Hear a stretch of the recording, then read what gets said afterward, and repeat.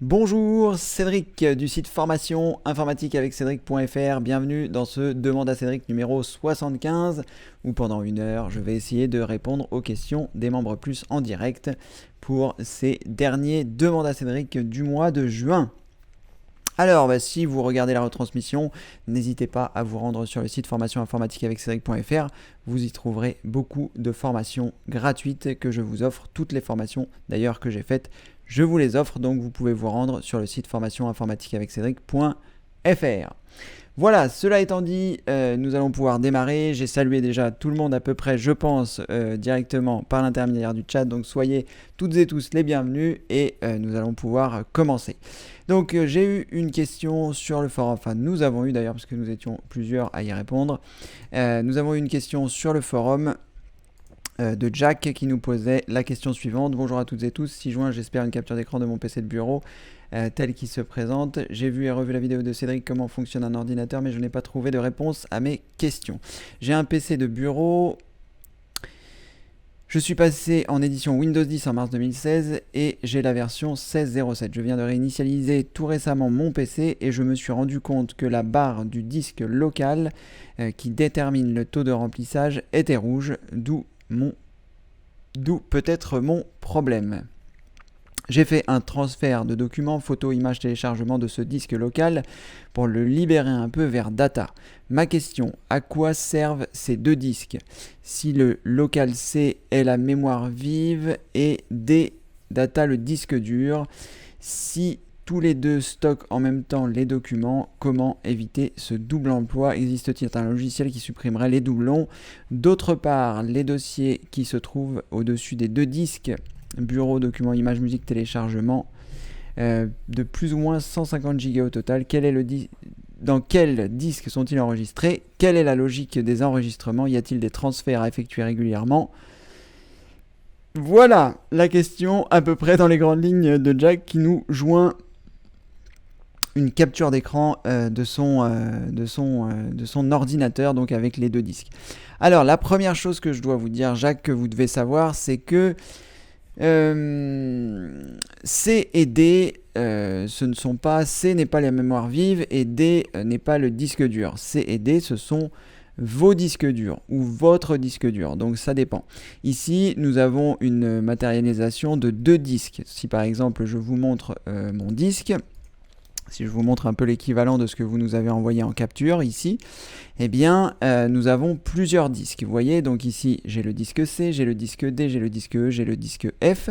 Et ça, chez moi, ce sont 4 disques durs physiques. C'est-à-dire que dans mon ordinateur, j'ai 4 boîtes que sont C, D, E et F.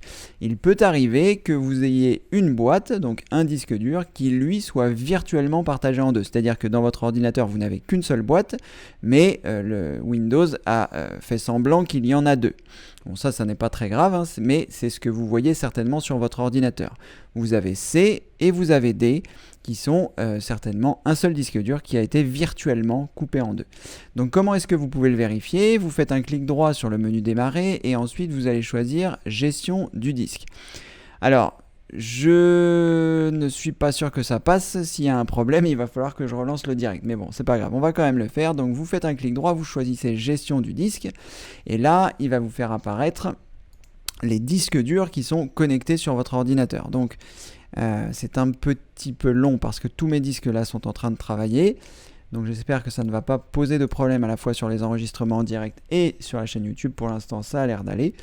Donc à partir de là, vous allez pouvoir voir le nombre de disques qui sont branchés sur votre ordinateur. Donc comme vous pouvez voir ici, j'ai ici le disque 0, le disque 1, le disque 2, le disque 3. Donc ce sont 3 disques durs distincts. Et vous avez certainement sur votre disque un seul disque qui va être partagé comme celui-ci.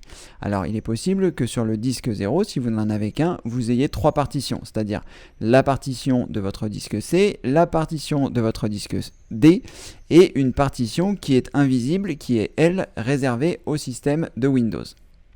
Donc à partir de là, ça n'a pas grande incidence. Il faut juste savoir le nombre de disques que vous avez, mais encore une fois, ça n'a pas grande incidence. Moi, j'aime bien, lorsque j'organise mes disques durs, avoir une seule partition par disque. Une partition, c'est donc la division des boîtes virtuelles. Donc sur mon explorateur de fichiers qui est ici, on voit bien donc les 4 disques durs. Et sur le vôtre, je vais essayer de retrouver la capture, voilà, qui est ici. Je vais essayer de l'enregistrer pour qu'on puisse la zoomer un petit peu plus. Oui, effectivement, c'est le bazar sur mon bureau. Alors, est-ce que je vais pouvoir la zoomer plus? Oui, voilà, c'est parfait. Donc, vous ici, vous voyez, vous avez...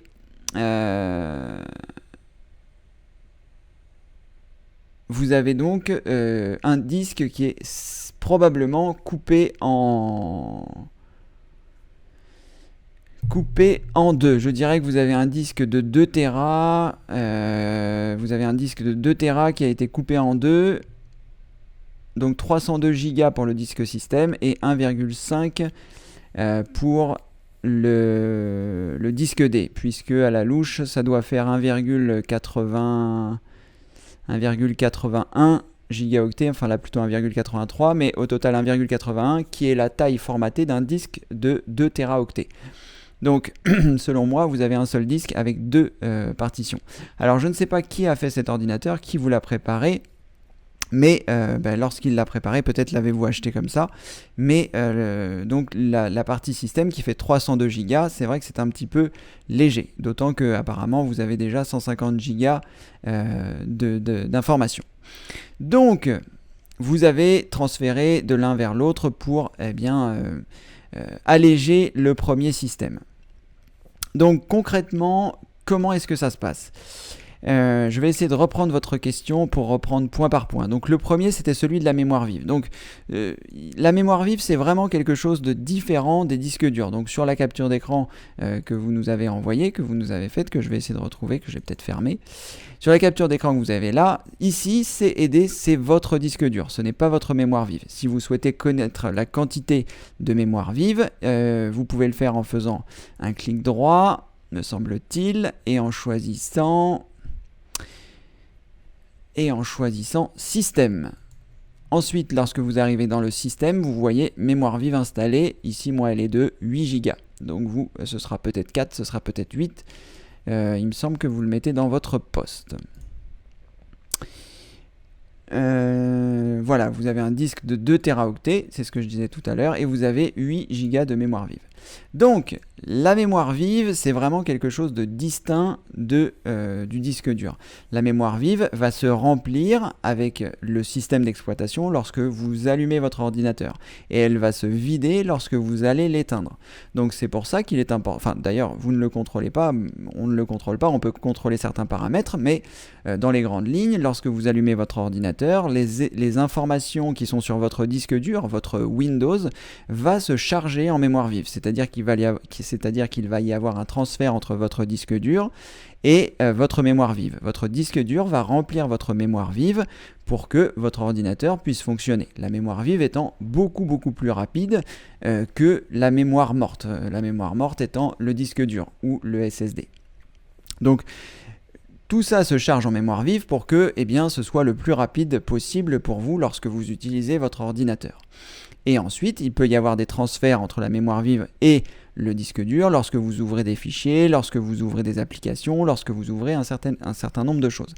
Et c'est pour ça qu'il est bien d'avoir un SSD, parce que lors de ces appels de transfert de données, le SSD est beaucoup plus rapide que le disque dur. C'était une petite parenthèse. Donc, ne faites pas l'amalgame, C et D sont vos disques durs, sont votre disque dur qui a été virtuellement coupé en deux.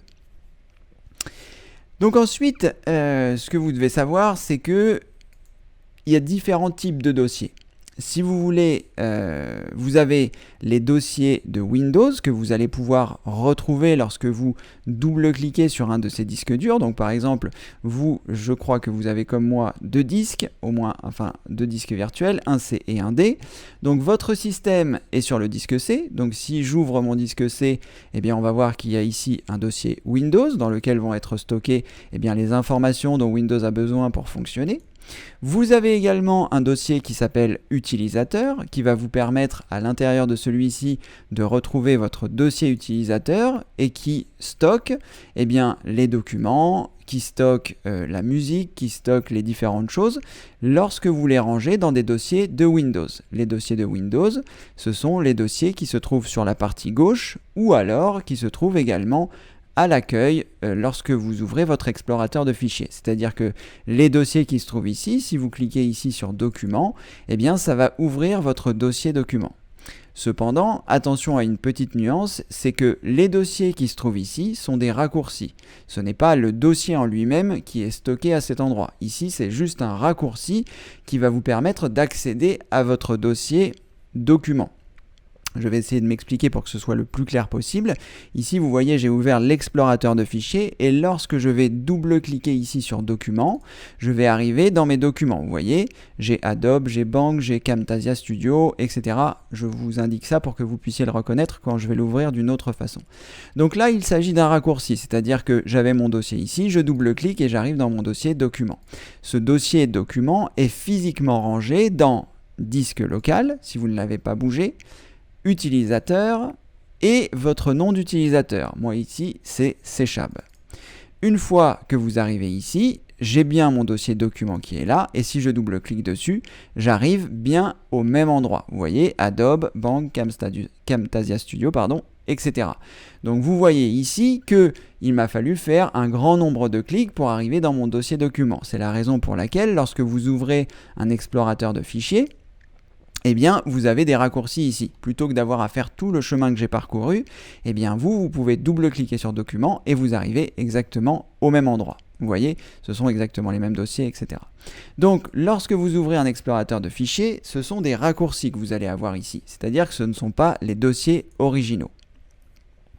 Et lorsque vous voulez savoir à quel endroit ils sont rangés sur votre ordinateur, parce que comme je vous le disais tout à l'heure, par défaut, ils sont rangés dans le disque C, dans l'arborescence qu'a créé Microsoft pour les gens qui utilisent celle-ci, les documents, le bureau, le téléchargement, la musique, les images, etc. Et lorsque vous allez faire un clic droit sur celui-ci et choisir Propriétés, eh bien, vous allez avoir un endroit qui s'appelle Emplacement. Et lorsque vous cliquez dessus, Emplacement, vous voyez à quel endroit est rangé ce dossier document. Donc il est rangé dans C, dans User, donc User étant la version anglaise de utilisateur. Lorsque vous regardez des chemins comme ceci, les choses sont en anglais. Donc vous avez utilisateur, on va dire, donc c'est utilisateur, Cchab, document. Et donc vous vous souvenez, quand on a fait le chemin tout à l'heure dans son intégralité, on a bien cliqué sur, je vais réduire pour que vous puissiez un peu mieux voir, donc on a bien cliqué sur ces deux points, donc le disque qui est ici, disque local ces deux points. Ensuite on a bien cliqué sur utilisateur, donc user en anglais. Ensuite on a bien cliqué sur Cchab, et ensuite on a bien cliqué sur document, qui se trouvait donc ici, document. Et donc le chemin de ce raccourci, c'est bien celui-ci. Donc vous, ce que vous allez devoir faire, si vous voulez transférer vos documents de l'un vers l'autre, c'est de modifier le dossier de ce raccourci. C'est-à-dire que dans votre disque D, par exemple, alors là, moi, je ne vais pas être en mesure de le faire parce que comme je suis en train d'enregistrer sur des disques, etc., les choses que je suis en train de faire, je ne vais pas pouvoir vous le montrer. Mais dans les grandes lignes, si par exemple, je voulais que mon dossier document soit stocké physiquement sur mon disque D, c'est-à-dire qu'il ne soit plus sur C, mais qu'il soit sur D, je vais faire un clic droit ici, je vais choisir Propriétés et je vais lui dire dans l'emplacement, en choisissant ici Déplacer, donc là j'espère que ça ne va rien faire tant que je n'aurai pas validé. Je vais me rendre sur le disque sur lequel je souhaite qu'il soit déplacé, donc D. Et ensuite, pardonnez-moi, une fois que je suis sur D, je vais choisir sélectionner un dossier. Et à partir de là, il va se ranger dans D. Alors ce que vous pouvez faire, c'est créer un nouveau dossier dans votre disque D et l'appeler comme le nom de votre utilisateur. Par exemple, moi je pourrais très bien l'appeler Cchab, puisque voilà, sur mon C, j'ai Cchab, donc là je recrée un Cchab pour que je me souvienne que c'est là que je l'ai rangé, et je clique sur sélectionner un dossier. Alors j'espère que ça ne va pas se produire, d'ailleurs je ne vais pas le faire, donc je choisis sélectionner un dossier, et ensuite il va me demander si je veux déplacer la cible, et je cliquerai sur oui. Et ensuite, eh bien, il va copier les choses qui sont sur votre disque C, dans le dossier document et il va les ranger dans le dossier D, Cchab, document. D'accord? Et donc ensuite, il vous suffira de faire pareil avec vos images, parce que si je fais un clic droit sur le dossier image et que je choisis propriété, eh bien lorsque je vais dans emplacement, j'ai également le même nom, vous voyez, c'est user, c'est Chab, sauf qu'au lieu d'être document, il s'agit de picture, qui est donc le image en anglais. Donc là c'est pareil, si vous voulez le mettre sur D, vous choisissez déplacer. Et ainsi, vous allez pouvoir déplacer les choses qui sont sur votre disque C vers votre disque D. Et ensuite, lorsque vous allez cliquer ici sur Document, eh bien, au lieu d'arriver sur C,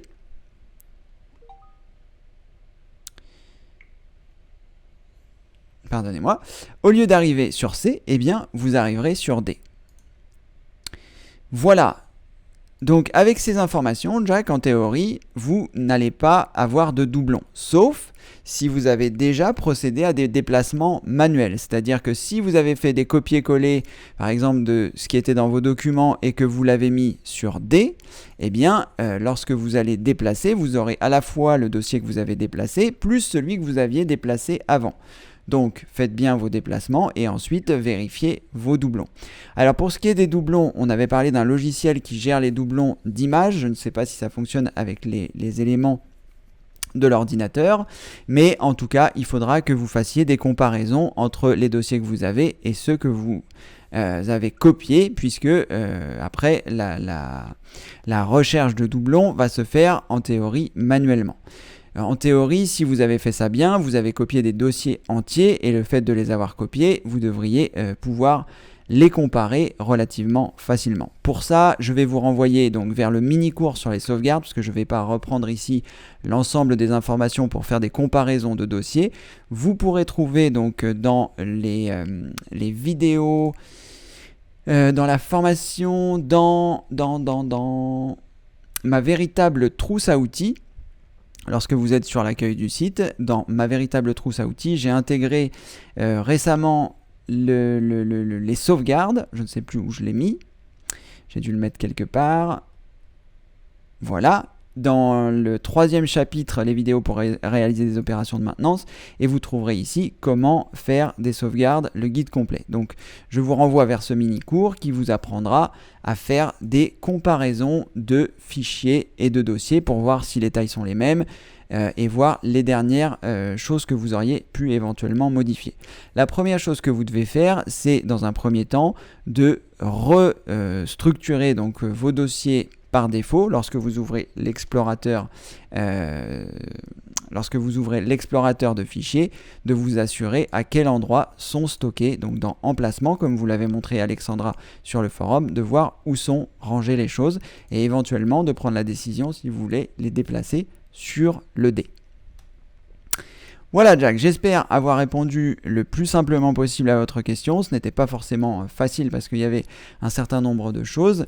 Je regarde juste si j'ai oublié quelque chose. Les disques durs, la mémoire vive, les documents, les doublons. Voilà, vous avez un petit peu de travail de réflexion. Avant de vous atteler à la tâche, assurez-vous de bien avoir compris tout ce que je vous ai indiqué. N'hésitez pas à demander des précisions sur le forum si vous en avez besoin avant de vous lancer dans les opérations pour que vous puissiez réaliser cela dans les meilleures conditions. Voilà Jack, en tout cas j'espère que vous avez fait des sauvegardes avant de faire ces transferts-là, que vous avez un disque dur externe et que vous avez pu regarder donc le mini-cours que je vous ai recommandé tout à l'heure sur les sauvegardes, pour que si vous effacez des choses que vous ne vouliez pas, vous puissiez quand même les avoir en sauvegarde. Voilà. Alors, je vais reprendre le cours. Apparemment, il n'y a pas trop de questions. J'ai vu tout à l'heure que nous étions repassés en 1080, tout à fait. Philibert. La raison pour laquelle vous n'êtes pas passé automatiquement en 1080, je ne sais pas. Peut-être que hier il avait détecté que vous étiez en 720 et du coup il vous a remis par défaut en 720. Je ne sais pas comment ça se passe si moi j'essaye de le faire. Est-ce que je suis connecté? Non, je ne suis pas connecté. Et est-ce qu'il va me mettre en 1080?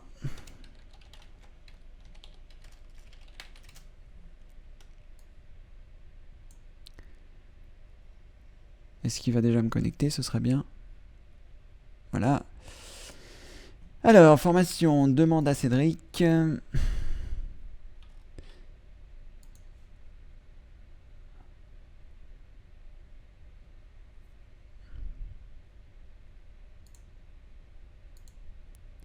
Alors moi, il m'a mis en 480 carrément. Voilà, et donc il vous suffit de switcher en 1080 pour repasser avec la bonne résolution. Moi je suis en 480. Allez savoir pourquoi, peut-être parce que ma bande passante est entièrement utilisée par l'envoi du demande à Cédric. Voilà, alors Sou, bonjour Sou.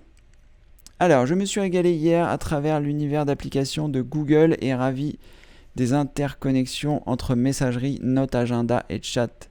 Reste des surprises.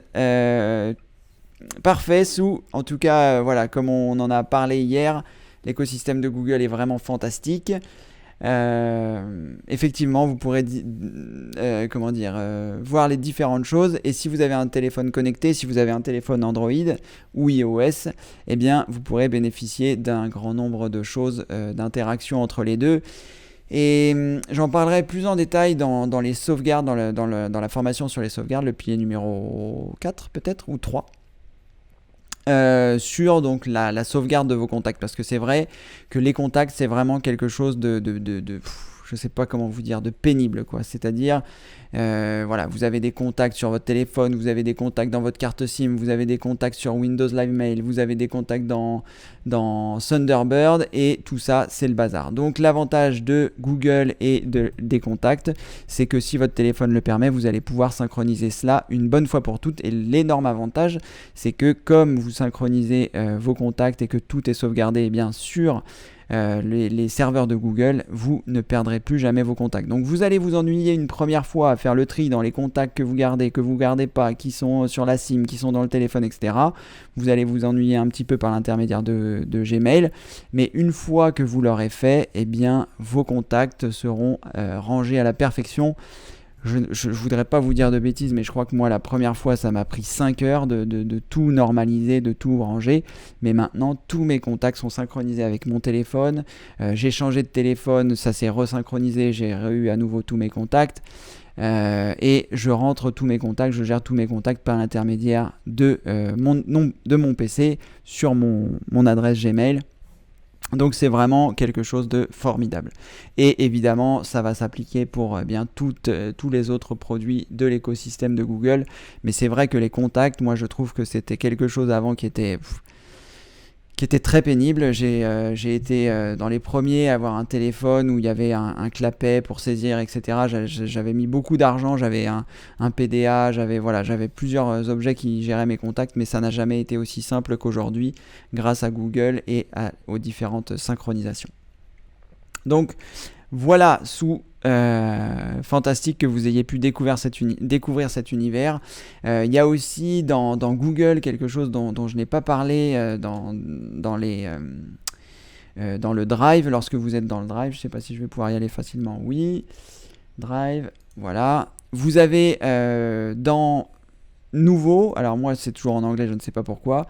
Vous avez Nouveau, et quand vous allez dans Plus, vous avez Google Form, et ça aussi c'est vraiment super. Ça vous permet de créer un formulaire qui va vous permettre de poser des questions. Voilà, si vous voulez lancer un sondage auprès de vos proches, si vous voulez lancer quelque chose sur votre société, voilà, vous avez une société, vous voulez avoir le retour des utilisateurs, vous pouvez créer un formulaire comme celui-ci et envoyer ce formulaire à vos clients, et lorsque les gens vont mettre des réponses, ça arrivera directement dans un Google Sheet, c'est-à-dire un Google l'équivalent d'un tableau, pardon. Vous déterminerez sur quel fichier vous voulez que ça arrive, et les réponses arriveront directement dans un fichier comme celui-ci. Donc c'est vraiment très très puissant. Enfin bref, tout l'écosystème de Google est vraiment formidable. C'est vraiment pas aussi puissant qu'un traitement de texte évidemment, mais voilà, c'est gratuit, c'est à la portée de tous, on peut tous l'utiliser dès lors qu'on a une adresse Gmail. Donc c'est vraiment quelque chose de formidable. Voilà, en tout cas, content que vous ayez pu découvrir tout ça. Gilles, bonjour et bienvenue parmi nous. Michel également. Janine, bonjour. Cédric et à tous les membres, contente d'être avec vous pour ce DAC. Cordialement Janine, bienvenue Michel, bienvenue Gilles parmi nous. Bonjour Jackie, bienvenue. Michel. Eve, bonjour Cédric et à toutes et tous. Comment faire la sauvegarde d'un disque externe? Alors, d'un disque externe partitionné. Comment faire une sauvegarde d'un disque externe partitionné? Alors, je vais revenir là-dessus. Comment fait-on pour régler les paramètres vidéo DAC comme l'indique Alexandra, car je vous vois flou gaussien. Merci. Alors, je vais commencer. Ah, mais c'est Albert. Pardon, Albert, j'ai cru que c'était comme vous étiez entre deux Èves. Albert, alors comment est-ce qu'on fait? Vous allez... donc là, vous êtes en train de le regarder. Je vais essayer de me reconnecter. J'espère qu'il n'a pas oublié mon mot de passe. Si, il l'a oublié. Donc je vais me reconnecter. Albert, je vous montre ça tout de suite. Comme ça, vous allez pouvoir me regarder dans les meilleures conditions. Et ensuite, je vais répondre à Eve.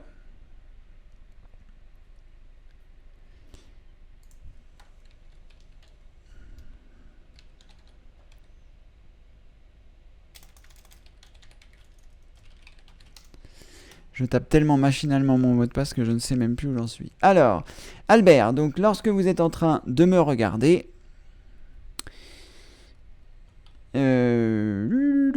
ici, vous avez cliqué ici, en théorie, vous êtes arrivé donc sur le direct.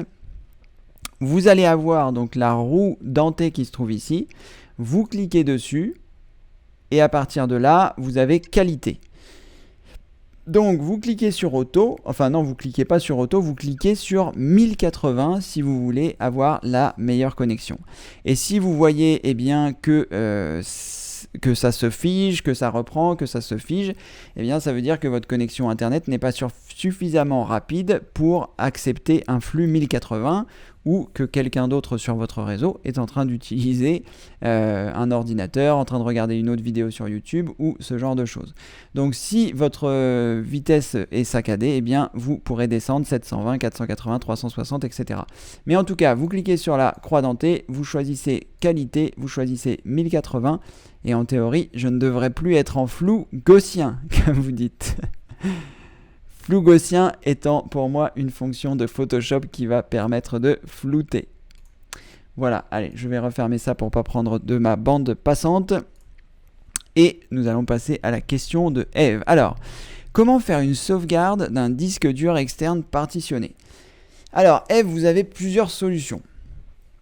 Un disque dur partitionné, c'est ce que l'on a vu tout à l'heure. Alors, vous parlez de disque externe, donc je vais essayer de rester précis par rapport à ce que vous dites.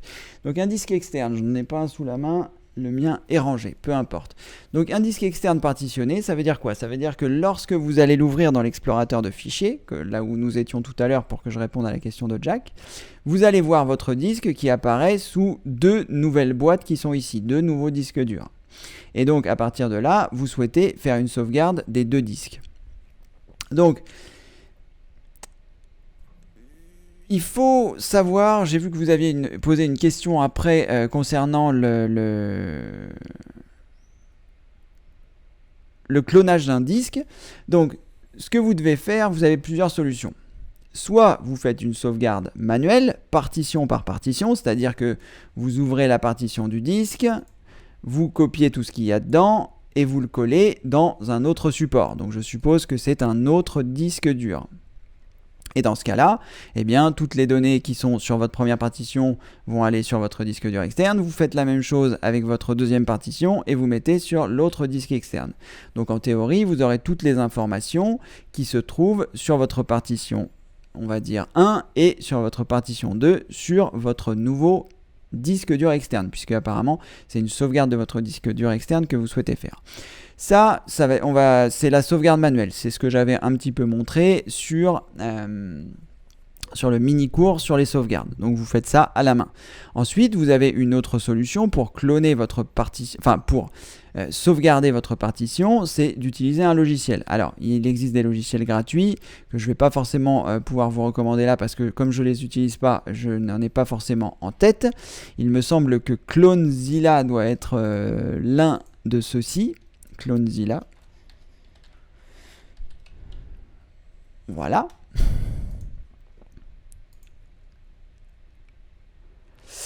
Mais comme je ne l'utilise pas, je ne vais pas pouvoir trop vous en parler. Moi, j'utilise TrueImage de la société Acronis et qui va permettre donc de faire un grand nombre de choses. Donc je vais essayer de le lancer là et on va voir si toutefois il ne va pas tout casser. Donc l'avantage d'Acronis, c'est qu'il va vous permettre soit d'enregistrer, de sauvegarder une partition, soit de sauvegarder les deux partitions, soit de faire des clones de disques. Alors, je vais juste regarder, parce que j'ai vu que vous aviez une autre question sur le clonage du disque, et je vais peut-être regrouper les deux. Alors, hier vous avez parlé de synchronisation pour les extensions, j'ai essayé aujourd'hui, mais il faut la phrase secrète. Comment la retrouver? D'accord, on verra ça plus tard. À quoi sert un clonage d'un disque et à quel moment il faut le faire? À quoi sert le clonage d'un disque et à quel moment il faut le faire? Alors, donc, il y a différentes choses. Il y a la sauvegarde des partitions d'un côté et le clonage du disque de l'autre. Le clonage du disque étant la copie exacte de toutes les partitions d'un disque vers un autre disque. Donc le clonage d'un disque, c'est quoi? C'est si par exemple vous avez ici, moi j'ai un SSD on va dire qui fait 250 Go. Je veux passer sur un SSD qui fait 1 Tera sans avoir à réinstaller tout mon système d'exploitation, tous mes logiciels, tout ce qui est paramétré, toutes les licences qui sont enregistrées. Dans ce cas-là, je vais faire le clone de mon disque. C'est-à-dire que à un moment T, à un instant T, je vais copier donc mon disque C et je vais le reproduire sur mon futur disque C. C'est-à-dire que je le clone pour que si j'ai le moindre problème, si j'ai le moindre problème ou si j'ai envie de l'échanger, dans l'exemple que je vous ai donné, c'était pour l'échanger, c'est-à-dire que je prenais mon disque actuel, je le mettais sur un plus grand disque, j'enlevais mon disque actuel et je le remplaçais par le plus grand disque avec aucune modification de ce qui avait été de tout ce qui avait été paramétré. Mais le clone d'un disque, ça peut être aussi une sorte de sauvegarde. C'est-à-dire que moi, j'ai un SSD qui fait 250 Go. Je peux très bien me dire, tous les soirs, je vais le cloner sur un autre disque qui fait 250 Go. Et si j'ai le moindre problème, j'enlève le disque, je mets le nouveau et je retrouve mon environnement de travail au moment où je l'avais cloné. Donc si par exemple, j'en sais rien, moi j'ai cloné mon disque ce soir à 20h et que demain à midi, mon disque dur il est totalement cassé, je prends le disque que j'avais cloné, je le remplace et je me remets à travailler. J'ai juste perdu le travail que j'ai fait entre hier 20h et le moment où mon disque a craché. Donc ça peut vous servir à ça. Donc le clonage, ça sert soit à faire une sauvegarde intégrale à un instant T, soit vous servir de disque si vous êtes par exemple dans une production, en production et que vous avez besoin de ne jamais avoir d'arrêt de production, ou en tout cas le minimum. Ensuite, donc la sauvegarde des partitions, elle, c'est un peu différent, c'est que ça va avoir un peu le même effet, si ce n'est que vous allez pouvoir demander une sauvegarde de vos partitions. C'est ce que je fais moi tous les soirs en théorie. Peut-être je le fais plus qu'une fois par semaine. Mais moi, avec ce logiciel, j'ai fait en sorte que mes partitions C, donc tout mon disque système, soit sauvegardé sur mes sauvegardes dans ce dossier-là. Et donc, il va le faire automatiquement, il va faire un clonage de mes partitions sur un morceau de mon D. Donc, si je regarde à quoi ça ressemble, donc c'est sur D, mes sauvegardes, on va regarder. Donc, D, mes sauvegardes, ça doit être dans disque système PP, mes partitions, pourquoi je ne l'ai pas dans mes sauvegardes ? Parce que je suis dans E, évidemment. Donc D, mes sauvegardes, disque système PP, et là, donc, je retrouve mes partitions. Donc là, j'ai sauvegardé mes partitions, enfin, il l'a fait tout seul puisque je lui ai demandé de le faire de façon automatique. Donc la dernière fois qu'il a fait, c'était le 28 mai. Donc il doit faire ça une fois par semaine, je suppose. Le 28 mai, c'était quand ?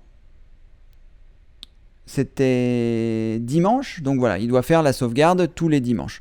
Donc tous les dimanches, il fait une sauvegarde complète de mon disque C, sous forme de partition. Donc il enregistre ça comme un fichier, vous voyez, ce sont des très gros fichiers. Par exemple, ma dernière sauvegarde fait 99 Go, qui est donc, en théorie, l'espace occupé de mon C en version compressée. Ou peut-être d'ailleurs une comparaison par rapport à la veille. Parce que là, ça fait 179 Go, et ça m'étonnerait que 179 Go, ça puisse tenir en 99 Go compressés, mais peut-être. En tout cas, voilà. Si vous voulez effectuer la même manipulation, c'est-à-dire d'enregistrer votre partition de votre disque externe, comme je l'ai fait ici sur un autre disque, vous pouvez par exemple utiliser Acronis True Image. Et donc, eh bien, ça fera une sauvegarde de votre partition. Si vous avez par exemple une partition qui est bootable, eh bien, il va mémoriser les informations de démarrage. Et si par exemple vous avez un souci avec votre disque externe, eh bien, vous pourrez redescendre cette partition soit sur ce même disque externe, soit sur une autre, et vous retrouverez toutes les données qui étaient incluses dans cette partition. Voilà, je ne sais pas si j'ai été très clair ou si c'est un petit peu complexe ou si c'est pas ce que vous attendiez comme réponse. En tout cas, n'hésitez pas si vous avez besoin d'une autre précision. Alors, vous nous avez demandé également, hier, vous avez parlé de synchronisation pour les extensions. J'ai essayé aujourd'hui, mais il faut la phrase secrète. Comment la retrouver ? Alors ça, je ne saurais pas vous dire. Je suppose qu'on va retrouver ça dans Google. Comment retrouver ma phrase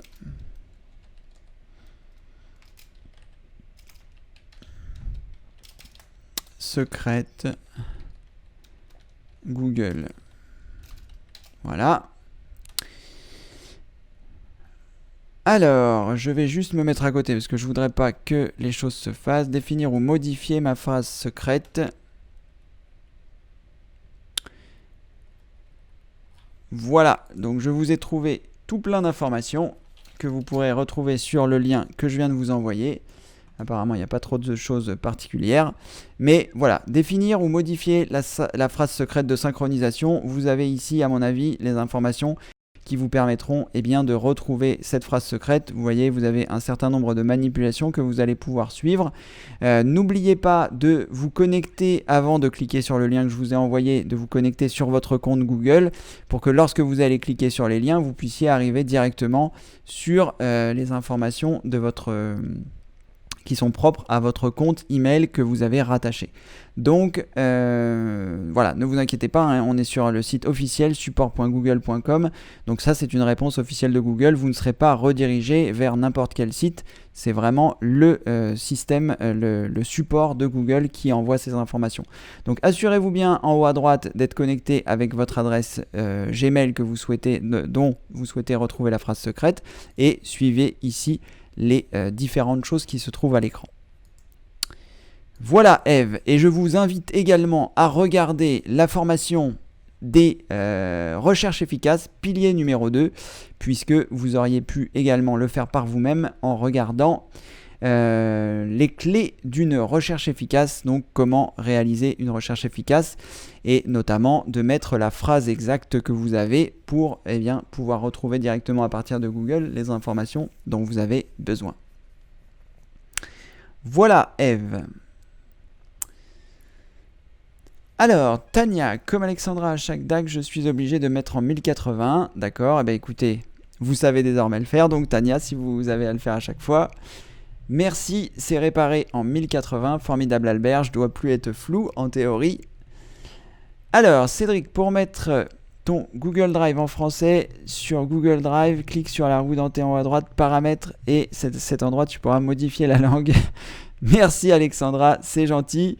On va le faire tout de suite puisqu'il n'y a plus d'autres questions. Mais voilà, c'est pas grave en fait, c'est une adresse... c'est une adresse, comment dire, que je n'utilise jamais sur mon adresse principale et les autres adresses que j'utilise. Tout est en français, donc tout va bien. Mais on va le faire ensemble. Alors, merci. Clique sur la roue dentée en droite. Alors, pour mettre Google Drive en français, donc je vais me rendre sur le Drive. Je vais me rendre sur la roue dentée.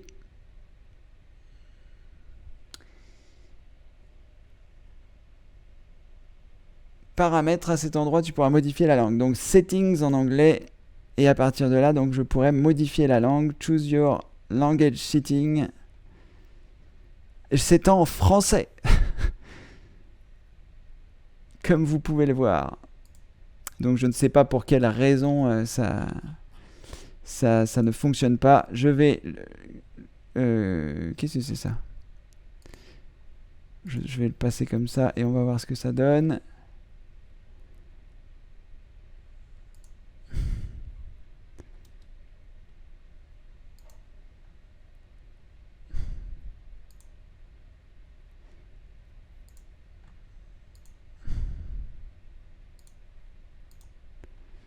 Voilà. Hop, on va le remonter. Et voilà, c'est désormais en français. Vous avez vu, il était pourtant en français initialement. Et dans ce cas-là, ce que vous pouvez faire, c'est faire comme moi, ajouter une autre langue. Bon, choisissez une langue que vous comprenez quand même pour pouvoir modifier, donc l'anglais ou le belge. Et après, repasser en français comme je viens de le faire. Et du coup, on est repassé en français. Merci Alexandra pour cette précision. Et du coup, finalement, ça permet de résoudre un problème que les utilisateurs pourraient avoir, à savoir de passer leur Google Drive en français. Merci pour cette précision. Et comme vous pouvez voir, ça ne marche pas forcément du premier coup, puisque moi, il était censé être en français. Et il a fallu mettre un autre langage, puis repasser en français pour le voir en français. Est-ce que ça a fonctionné? Nous allons voir ça tout de suite. Drive. Et il est bien en français. Formidable. Donc, nouveau. Et ça s'appelle Google Form pour avoir les formulaires.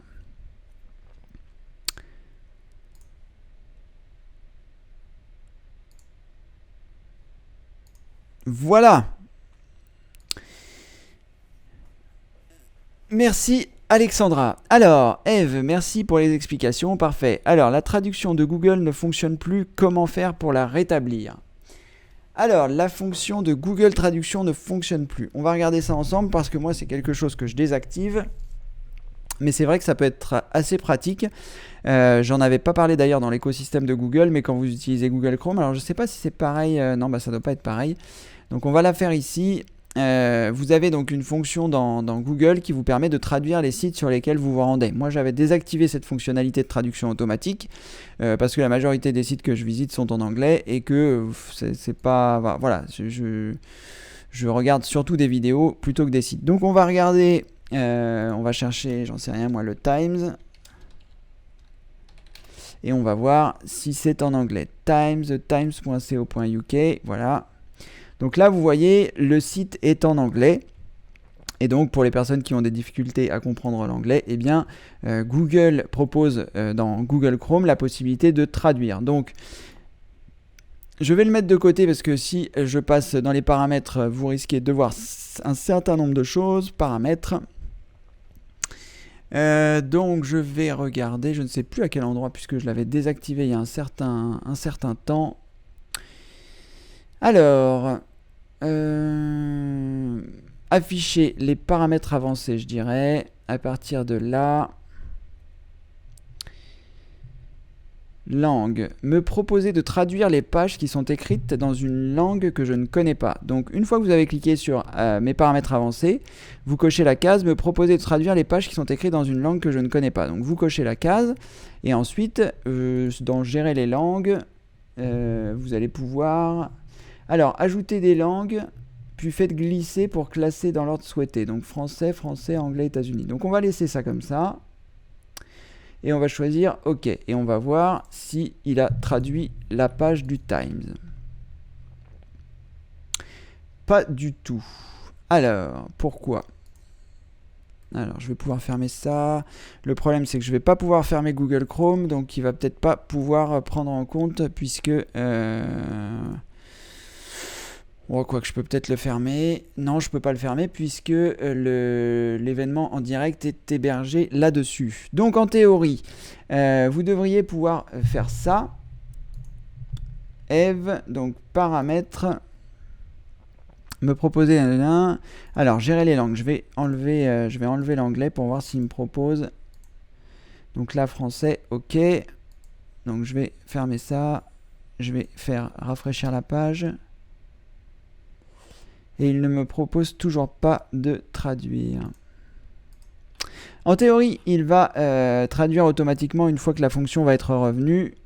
Mais comme je vous dis, comme je ne peux pas fermer mon navigateur et le relancer, peut-être que c'est la raison pour laquelle il ne me propose pas de le traduire. Alors, voyons voir. Essayons de comprendre un petit peu mieux.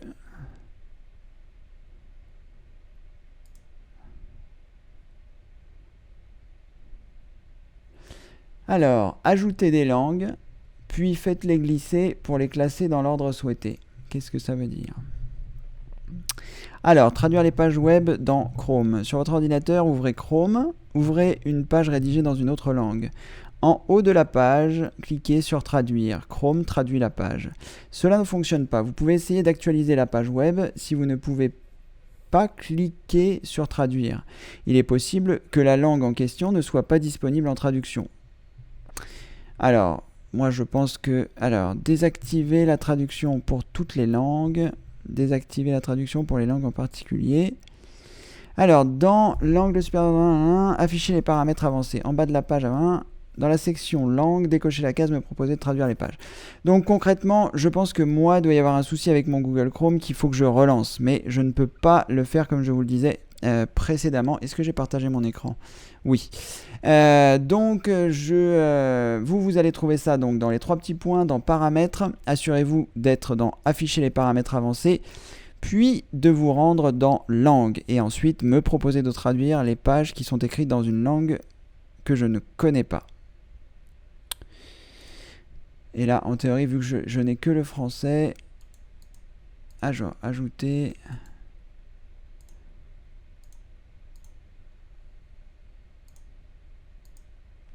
Alors, on va retourner sur une autre page, sinon, voilà, on va repartir de Google. Alors, The Time, magazine.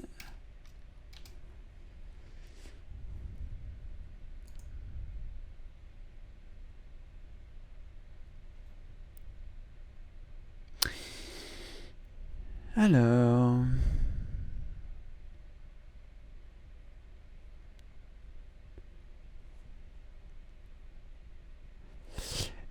bon, en théorie, vous aurez un bouton qui va apparaître en haut à droite pour la traduction.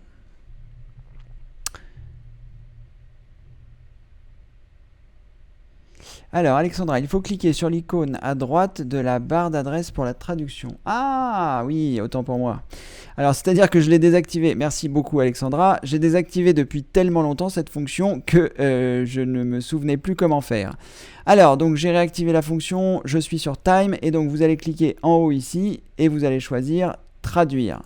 Et à partir de là, eh bien, il va traduire la page en français. Donc ça peut être vraiment très pratique. Gardez en mémoire que c'est malgré tout quelque chose d'approximatif et plus pour la compréhension du sens que voilà, pour une traduction littérale. Et si vous souhaitez revenir à l'ancienne version, parce que là vous voyez je suis en anglais, je clique ici et je choisis afficher l'original et à partir de là, eh bien, je me retrouve en anglais. Donc je vais redésactiver cette fonction qui se trouve donc dans les paramètres avancés et il faut que vous cochiez me proposer de traduire les pages qui sont décrites dans une langue que je ne connais pas. Donc il vous assurez que cette page est bien cochée, sinon vous voyez en haut à droite vous n'aurez pas le petit symbole pour la traduction. Là, quand je le coche, eh bien en théorie le symbole doit apparaître, voilà, il est là et lorsque je vais décocher, eh bien il devrait disparaître si je fais F5. Voilà, vous voyez il a disparu en haut à droite. Merci Alexandra, comme je le disais précédemment, ça fait tellement longtemps que je l'ai désactivé. Avant, il y avait un bouton qui proposait de traduire. Maintenant, il a directement été intégré dans la barre. Parfait. Merci Alexandra. Une fois de plus. Alors, Gilles, la traduction fonctionne automatiquement pour moi. D'accord Gilles, alors certainement dans les options vous avez la possibilité, j'ai pas regardé, mais vous avez la possibilité de dire toujours peut-être traduire cette page et auquel cas on va le réactiver rapidement, paramètres avancés, langue, activer la traduction, the time, voilà. je vais choisir ici. Alors, qu'est-ce que je mets? Traduire, options. Voilà, vous avez donc dans les options, évidemment, je n'ai pas partagé mon écran, mais vous avez dans les options, en haut à droite, lorsque vous cliquez ici, options, vous avez toujours traduire. Donc, vous avez la possibilité, lorsque vous arrivez sur un site en anglais, qu'il le traduise automatiquement. Si vous voulez qu'il traduise automatiquement, vous cliquez ici sur toujours traduire. Moi, c'est quelque chose que je vous recommande pas de faire, de cliquer sur toujours traduire, pour la bonne et simple raison que quand vous allez arriver sur un site, c'est bien que vous sachiez que c'est un site qui est en anglais et que la traduction, que vous enclenchiez manuellement la traduction pour vous dire que les journalistes savent écrire et non pas que ça a été traduit automatiquement. Donc voilà, moi c'est pas quelque chose que j'activerai automatiquement, mais si c'est plus pratique pour vous et si vous vous souvenez à chaque fois que vous êtes sur un site anglais et non pas sur un site français, eh bien ça pourra fonctionner. Merci Gilles pour cette précision. Alors, Eve, j'ai déjà fait cela dans les paramètres, mais la traduction ne se fait pas.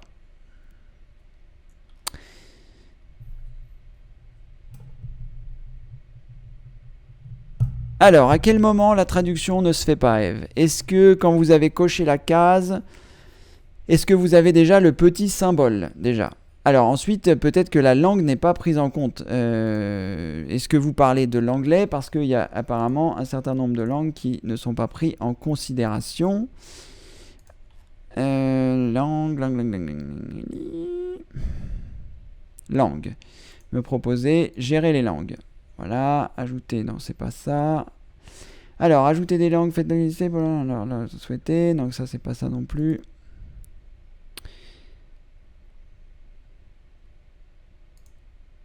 Ah bah c'est le même, ok. Ah, ça arrive au même endroit. Alors, on avait vu tout à l'heure, donc...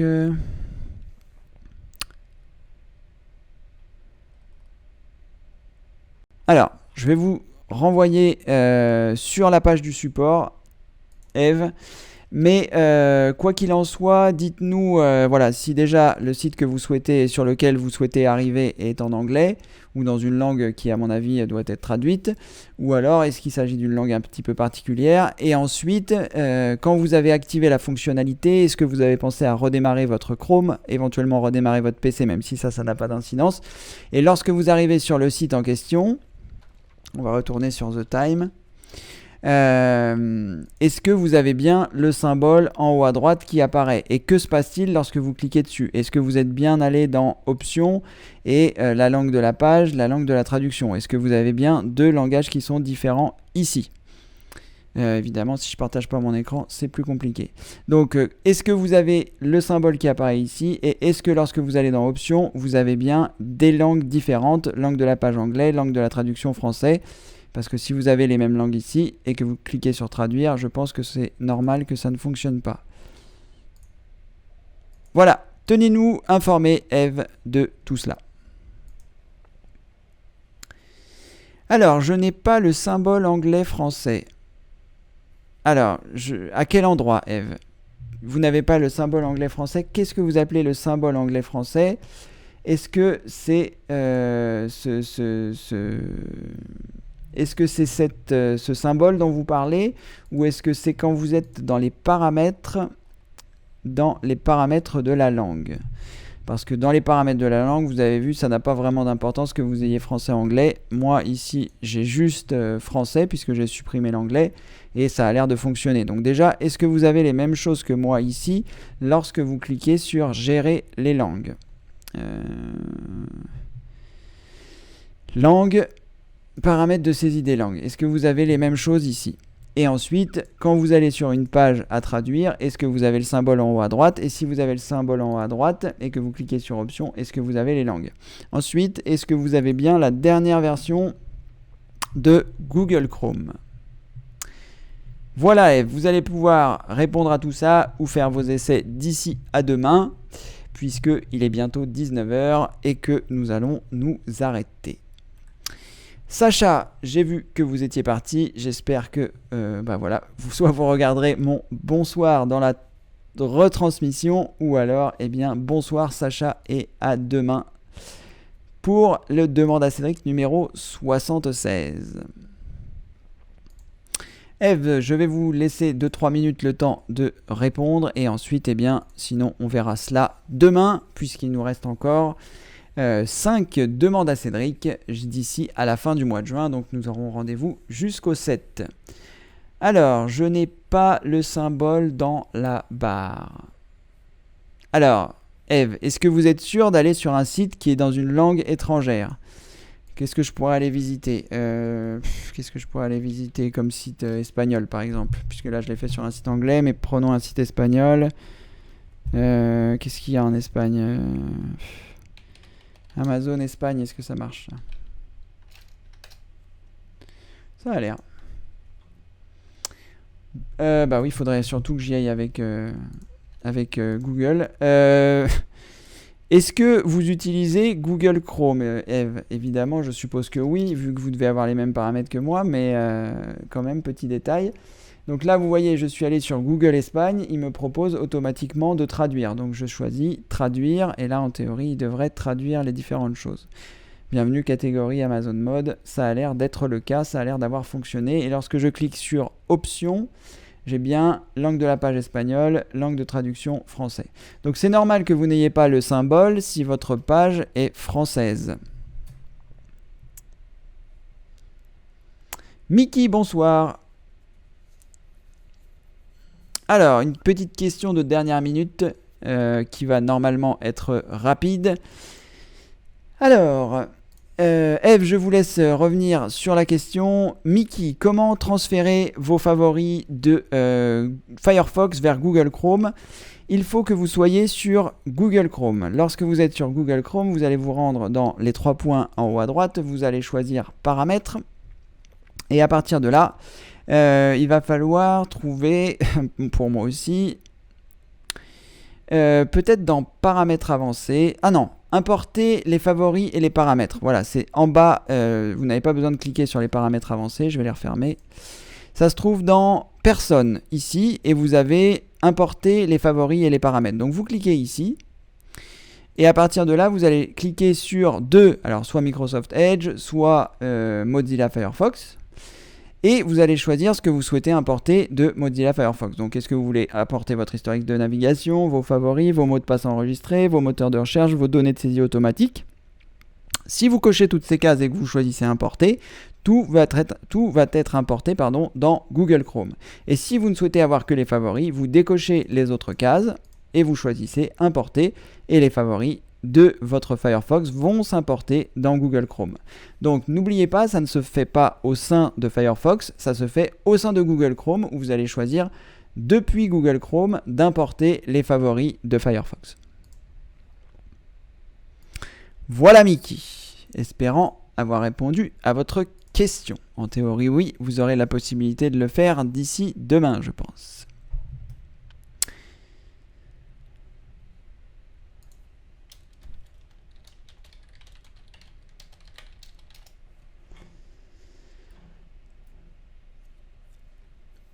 Voilà, je ne sais pas pour vous s'il fait chaud, mais ici il fait une chaleur incroyable. Je crois que les prochains demandes à Cédric, je vais les faire torse nu, avec un brumisateur et 5 ventilateurs. Eve, j'ai vu que votre question avait été retirée, je ne sais pas pour quelle raison, donc je n'ai pas la possibilité de la voir. Prenez le temps de saisir à nouveau votre question. Pendant ce temps-là, je fais le ménage. Je vais en profiter pour répondre à Jack que je lui ai répondu dans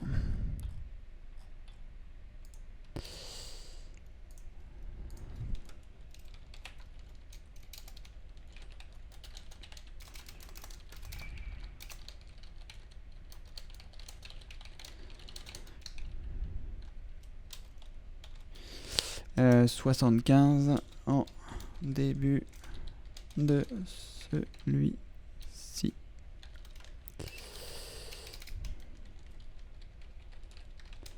Alors, oui, page en anglais et Chrome. Ok. Alors,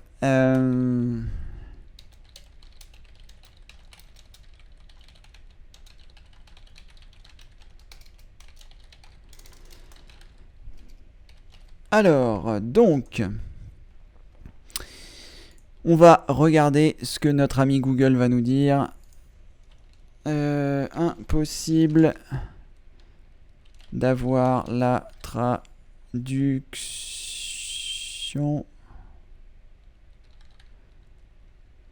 des pages dans Google Chrome. Alors, modifier la langue, utiliser la barre de traduction Google. Alors, la barre d'outils Google n'est plus compatible avec les versions récentes de Firefox. Il existe cependant un module complémentaire qui permet de traduire. Donc là, c'est pour Firefox. Jusqu'à présent... Alors, oui, page en anglais et Chrome. D'accord.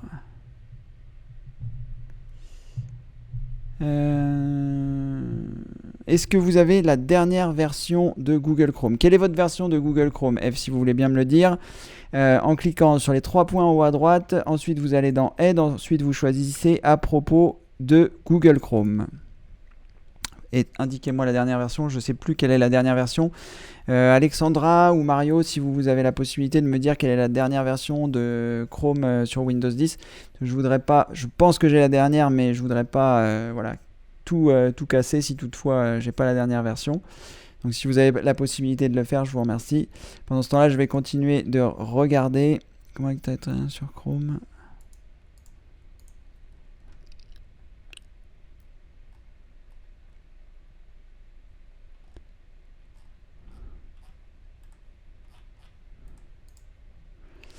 Alors, paramètres.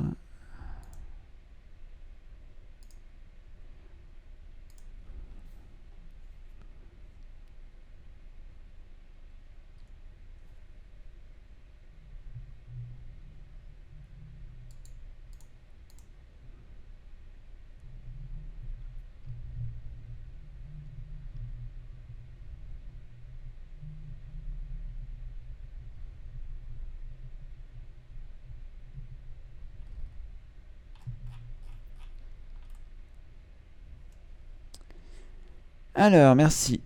Alors, 0.39... Ok, donc vous avez donc la dernière version. Donc là, ce qui va vous rester à faire, eh bien, c'est de désinstaller votre Google Chrome, de supprimer vos paramètres personnels. Donc assurez-vous bien d'avoir sauvegardé, enfin au moins synchronisé les paramètres. Sinon, vous pouvez donc exporter vos favoris. Pour exporter vos favoris, il faut vous rendre dans les 3 points en haut à droite. Ensuite, il faut choisir favoris, gestionnaire de favoris. Une fois que vous êtes dans gestionnaire de favoris, vous cliquez sur organiser, vous choisissez exporter les favoris vers un fichier HTML. Vous le rangez par exemple sur le bureau, vous cliquez sur enregistrer. Donc là, vos favoris seront enregistrés.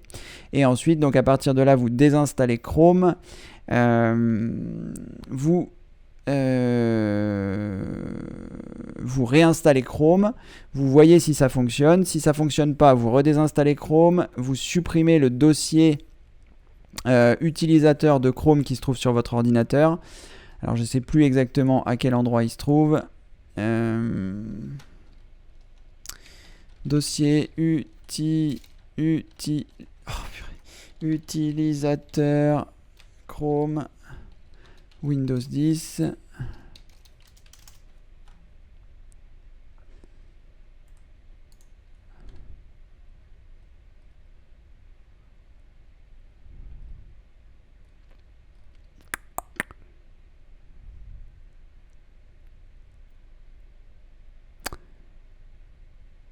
Donc ça se trouve dans le dossier application data de votre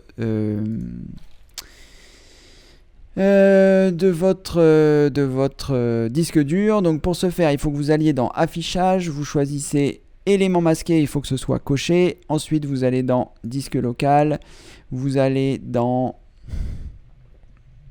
utilisateur, vous allez dans votre nom d'utilisateur, vous allez dans app data, vous allez dans Local, vous allez dans Google, Chrome, et là, vous devriez, dans User Data, avoir vos données. Donc, vous supprimez ce dossier User Data si toutefois la première solution que je vous ai donnée ne fonctionne pas, c'est-à-dire de désinstaller Chrome et de le réinstaller. Donc, si ça ne fonctionne pas, vous redésinstallez Chrome, vous allez dans l'endroit que je viens de vous donner, vous pourrez le regarder dans la retransmission. À partir de là, vous supprimez votre dossier utilisateur, vous passez un coup de CCleaner, nettoyage du cache, nettoyage de tout ça. Enfin, nettoyage par défaut de CCleaner en ayant bien la dernière version. Et ensuite, une fois que vous avez fait tout ça, eh bien, vous réinstallez Google Chrome et vous nous tenez informés pour le moment où vous l'aurez fait. En théorie, ça devrait corriger vos problèmes. Alors, certains sites, l'icône n'apparaît pas. D'accord, Alexandra. Merci. Merci aux personnes qui m'ont donné la dernière version de Google Chrome. Alors, donc, ce que vous pouvez faire, alors également,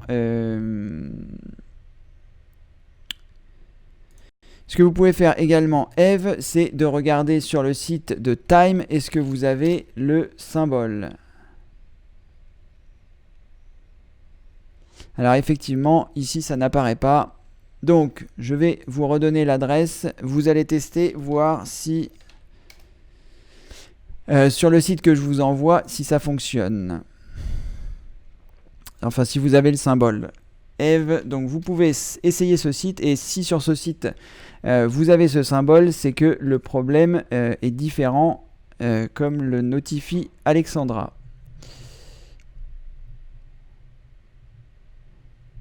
Mario, j'aimerais bien vous répondre, mais je suis passé sous Linux. Ok Mario, pas de souci. Ne vous inquiétez pas. Alors, il faut demander la traduction sur Google.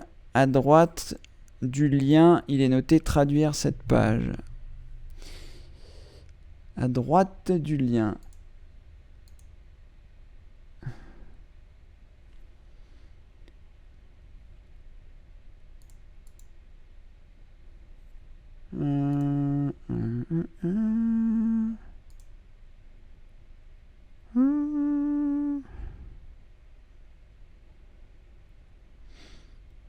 À droite du lien. Alors, est-ce que c'est le... là?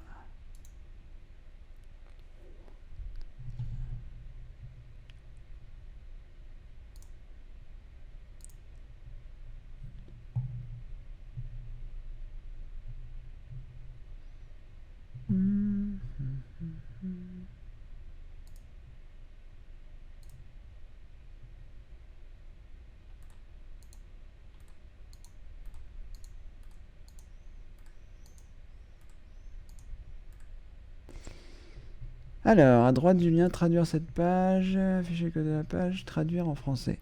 Alors, sinon, vous avez aussi la possibilité de faire un clic droit sur le site et de choisir traduire en français. Et à partir de là, eh bien, le symbole, lui, va apparaître s'il n'était pas présent. Donc, vous pouvez essayer ça déjà. Ah, d'accord. Ok. Alexandra nous montre la version lorsque vous êtes sur Google, traduire cette page. Donc sinon, le plus simple pour le faire apparaître, vous avez vu, c'est de faire un clic droit. Merci Alexandra pour l'astuce, je voyais pas du tout où ça pouvait être. Merci.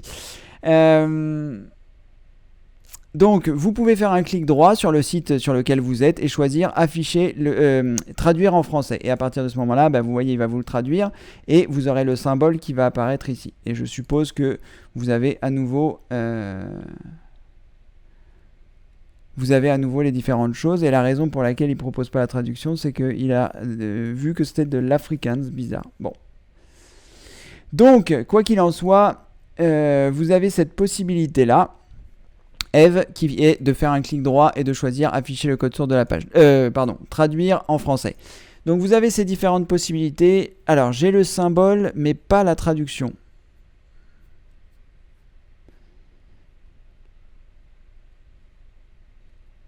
D'accord. Et donc lorsque vous cliquez sur le symbole ici, que vous choisissez option, qu'est-ce que vous avez dans langue de la page et langue de la traduction ?